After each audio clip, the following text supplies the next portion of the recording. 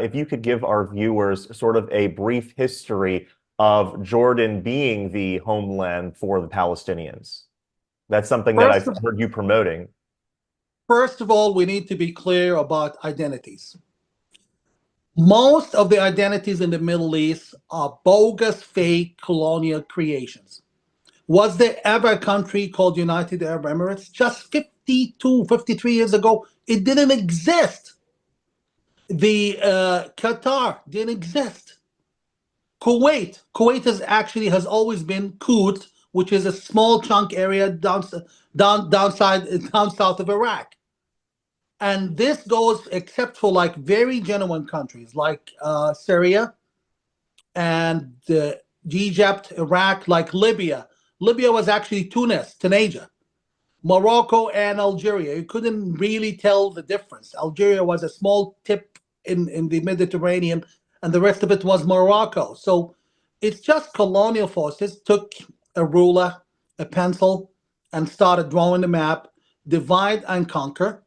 And one of the best methods of divide and conquer, many people, especially Jewish brothers and sisters, they stand clueless, like, what is this hatred? Why do they hate us? Why do they want to kill the Jews? What's this whole mess, balagan, taking place in the Holy Land? It's simple.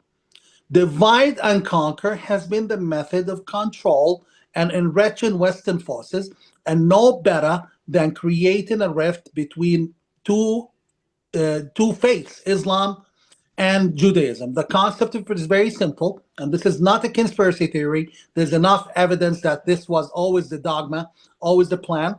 The Jews are very agile, intelligent, they have human capital, versus the Muslims who have the human number capital. So together, work both ends against the middle. Therefore, you need to understand the policy has always been to sustain the conflict for as long as possible until the U.S. establishment decided otherwise. U.S. establishment now is done with the old ways, not only because of Trump. Even before Trump, Trump did, as a smart businessman, whether you like him or not, he listened to what the experts in the deep American state are telling him.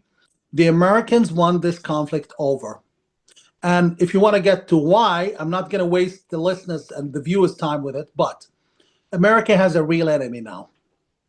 America has enemies with teeth, fangs, canines, and the whole nine yards. That enemy is called China, and who wants to replace America in the world. China, I'm not against Chinese. In fact, I'm incredibly impressed by Chinese leadership and how smart the Chinese people are. At the same time, China has taken over the Middle East big time, and we can talk about that. So now, in order to confront that, the Arab-Israeli ridiculous conflict has to end, and this is what the American government is working on right now. That said, and I'm sorry if I said a mouthful, but I'm on a run here, just getting warmed up. No, that's, I mean, these are interesting points and not something that you hear necessarily in the mainstream. My question is, you said that the main goal was to sort of keep the Jews and the Arabs fighting together by sort of the powers that be. Who would these powers that be, in your view, be? Like who exactly is trying to stoke the fires between them? First of all, it's the United States, the old establishment, and then Britain and the West in general. And what's 1940, the goal of keeping them fighting? Why?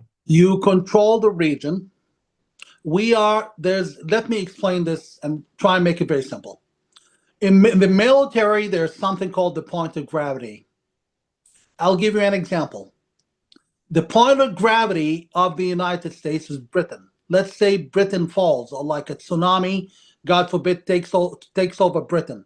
The US. So there is something called the point of gravity in military science. The point of gravity of the world is the Middle East. The point of gravity of the Middle East is the Levant. And I would like to surprise you. The point of gravity of the Levant is Jordan. So this shows you how important Jordan is. Once you keep those areas unstable, miserable, shredded by conflict, you secure balagan across the whole globe, and you divide and conquer, and you stay on top. This policy is no longer working. It's 200-year-old. It's outdated. And now we have smart people in both the CIA, Pentagon, and also to an extent the State Department who want this finished so we can move forward.